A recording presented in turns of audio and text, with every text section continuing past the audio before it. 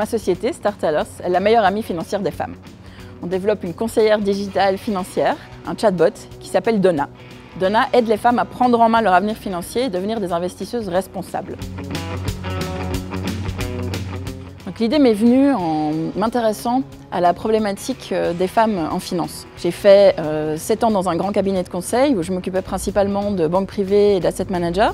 Et ensuite, j'ai continué ma carrière dans un grand groupe de banques privées européennes. Je me suis rendu compte qu'il y avait très peu de femmes dans notre clientèle et celles à laquelle je parlais ne se sentaient pas du tout reconnues dans l'industrie, la manière dont elles étaient servies et les produits qu'on leur proposait.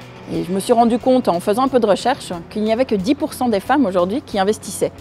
Moitié moins que les hommes. Elles sont confrontées à un écart salarial de plus de 20% qui se transforme en écart de capital à la retraite de plus de 40%. Donc elles ont 40% de capital en moins pour vivre à la retraite et elles vivent 50 plus. Donc il y a un vrai problème de société.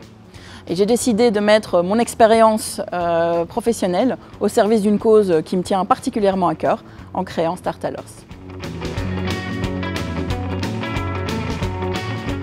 Nous se différencie des autres banques, des conseillers financiers indépendants et des autres robo-advisors. On se concentre sur un segment de marché bien particulier qui est celui des femmes. Notre développement produit se concentre vraiment sur leurs besoins et on discute énormément avec elles à tous les stades de notre développement. On fait aussi un focus très important sur cet aspect communautaire, de fournir un espace sans risque où on peut poser les questions et avoir le mentorat. On autonomise aussi les femmes pour prendre leurs propres décisions financières. Donc on conseille, mais elles restent maîtres de leur choix. L'idée, c'est de les amener à un niveau de connaissance qui leur permette de prendre des décisions informées. Puis le dernier différenciateur, mais qui n'est pas des moindres, c'est que l'ensemble de notre univers d'investissement est durable et responsable, ce qui est important pour nous.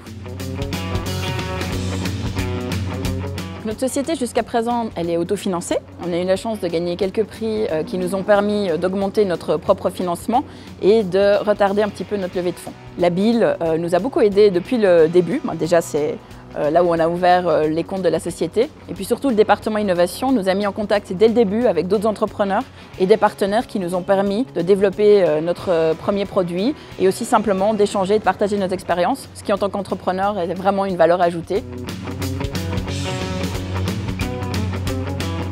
Alors mes anecdotes d'entrepreneuse, c'est comme avoir un enfant, hein. Toutes les premières fois sont à la fois très émouvantes et terrifiantes. Moi j'en suis encore là. Ce que je peux dire c'est que jusqu'à présent, malheureusement et heureusement, tous mes pitchs, je les ai faits en étant blessée. Le premier pitch que j'ai fait, qu'on a gagné, je revenais d'une opération du dos et la veille de Fit for Start, j'ai eu une commotion cérébrale en me cognant dans le bus. Voilà, donc c'est ça aussi la vie d'entrepreneuse, il faut show must go on en permanence et voilà. Ce qui me plaît dans l'entrepreneuriat, c'est la créativité, l'innovation, l'apprentissage constant et de tous les jours avoir quelque chose de nouveau à faire. L'apprentissage, c'est vraiment une école fantastique. Et puis à titre personnel, la liberté aussi, la liberté de décision, la liberté de créer. Notre objectif, c'est déjà de déployer Donna dans nos premiers marchés et d'itérer, d'ajouter au fur et à mesure les fonctionnalités qui sont dans nos cartons en les confrontant aux besoins et au feedback qu'on a de nos utilisatrices.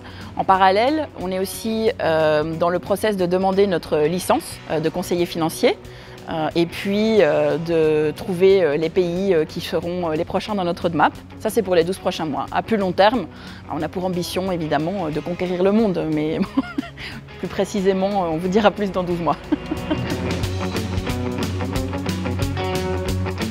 Je ne sais pas si je changerais quelque chose, si je devais recommencer. Le passé, c'est le passé. Le futur, il reste à écrire. Donc j'essaie d'être ancrée dans le présent et de profiter de chaque moment. Je suis super contente d'avoir Choupette avec moi aujourd'hui parce que Donna, c'est un peu la choupette de l'investissement. Et si je devais donner vie à un objet, je pense que je choisirais les peluches de mes filles. D'abord pour voir leurs yeux émerveillés un peu plus longtemps et espérer les garder dans les rêves d'enfance pendant quelques années encore. Et puis aussi surtout en espérant que ces peluches puissent s'occuper de mes filles quand elles font des cauchemars la nuit et de pouvoir enfin dormir une nuit complète.